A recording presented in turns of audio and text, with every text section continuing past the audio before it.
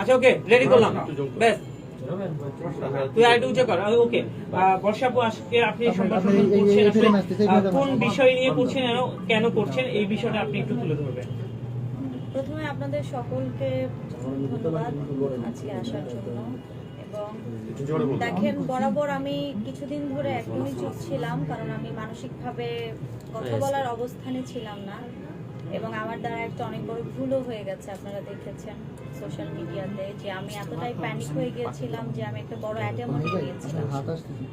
তো আমি কিছুদিন কাউন্সিলিং এবং মেডিসিনের এখন আন্ডারে আছি। তো আজকে আমি মূলত যেটার জন্য আপনাদের ফেস হয়েছি, এতদিন ধরে শুধু দেখছি যে অনেক কিছু। তো আজকে আমার আইনজীবী যিনি আমার লিগ্যাল অ্যাডভাইজার রিপন ভাই এবং শান্তা এরা আপনাদেরকে কথা বলবে, কারণ বিষয়টা এখন আসলে আর আমার মধ্যে নাই।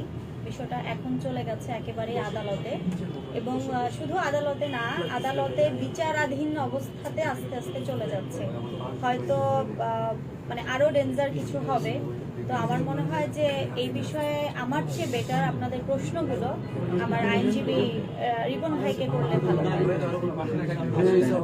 আচ্ছা ঠিক আছে, আপনি আসলে আজকে বর্ষা চৌধুরী আপনার পাশে বসা আছে। সোশ্যাল মিডিয়াতে আসলে যে ঘটনা আমরা দেখছি আসলে আকাশ নিবি নামে যে একসময় তার পাশে ছিল এবং সবকিছুতে সে হেল্প করছে, আইনজীবী থেকে শুরু করে সবকিছু, হঠাৎ করে সে তার বিপক্ষে চলে গেছে। আসলে আপনি এটা নিয়ে ধন্যবাদ সাংবাদিক ভাইরা।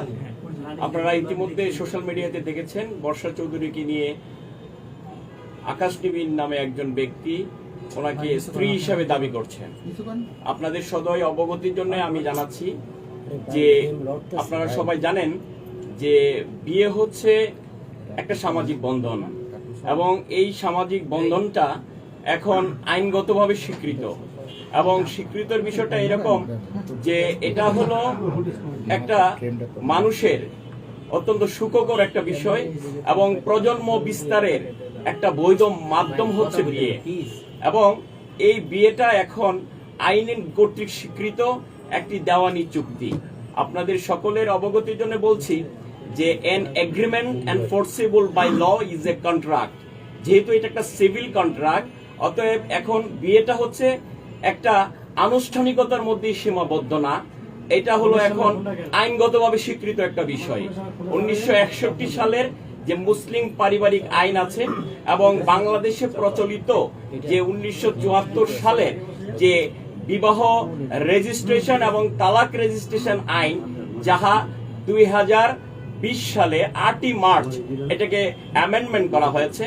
এই আইনে স্পেসিফিক্যালি বলা আছে যদি একজন বর এবং কনে অর্থাৎ একজন বালেগা এবং বালেগ যদি স্বামী স্ত্রীর সম্পর্ক যদি তারা করতে চায়, তাহলে অবশ্যই বাংলাদেশে প্রচলিত আইন অনুযায়ী নিকা রেজিস্টারের মাধ্যমে বিয়ে করতে হবে এবং বিয়ের কাবিননামাটা অবশ্যই আইনগতভাবে বাধ্য সেটা হলো রেজিস্ট্রি করতে। আর যদি সেটা রেজিস্ট্রি না হয় তাহলে আইনের দৃষ্টিতে সেটা কোনো বিয়ের পর্যায়ে পড়ে না। আপনাদের সদয় অবগতির জন্য আরেকটু বলছি, সেটা হলো যে কোর্ট ম্যারেজ বলতে আইনে কোনো কিছু নেই, কোর্ট ম্যারেজের অস্তিত্ব আইনে নেই।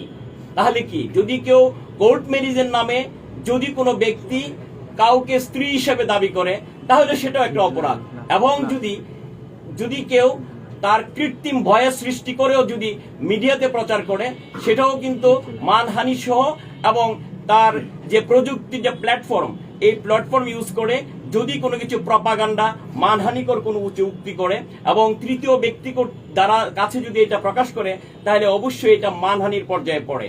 আমরা ইতিমধ্যে একজন আকাশ নিবিন নামের একজন ব্যক্তিকে আমরা দেখেছি যে বর্ষা চৌধুরীকে তার নিজের স্ত্রী হিসেবে দাবি করেছে এবং স্ত্রী হিসেবে দাবি করার সমর্থনে তার কোনো ডকুমেন্টারি কোনো এভিডেন্স কোনো কিছু দেখাইতে পারে নাই।